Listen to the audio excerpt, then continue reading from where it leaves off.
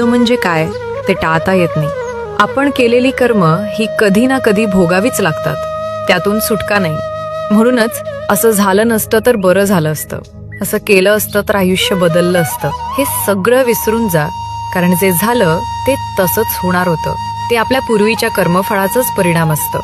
कंसाचा वध केल्यानंतर जेव्हा श्रीकृष्णाने वासुदेव देवकीची कारागृहातून सुटका केली, तेव्हा देवकी भावुक होऊन म्हणाली, कृष्णा, तू स्वतः परमेश्वर आहेस ना, तर मग तू कधीही कंसाचा वध करून आमची सुटका करू शकत होतास. मग 14 वर्ष आमचं दुःख का वाढवलंस?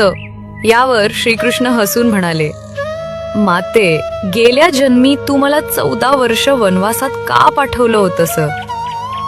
देवकी चकित झाली. ती म्हणाली, मी तुला वनवासात कधी पाठवलं? हे काय बोलतोयस? श्रीकृष्ण पुन्हा म्हणाले, माते, तुला आठवत नाही कारण ती घटना गत जन्मातील आहे.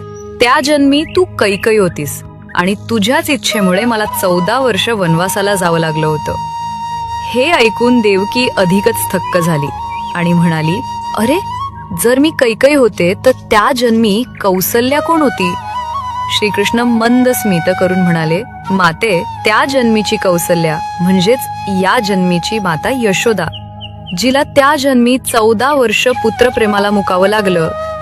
तेच प्रेम या जन्मी तिला माझ्या बालरूपात लाभलं आणि तुला पुत्र असूनही त्याचं सुख उपभोगता आलं नाही. श्रीकृष्ण पुढे म्हणाले, माते, प्रत्येकाला आपल्या गतजन्मीच्या कर्मांची फळं भोगावीच लागतात. त्यातून देवदेवता देखील सुटू शकत नाहीत. मग आपण सामान्य माणसं काय? आपल्याला भोग आहे तो भोगून संपवणंच योग्य, कारण त्याशिवाय दुसरा मार्ग नाही.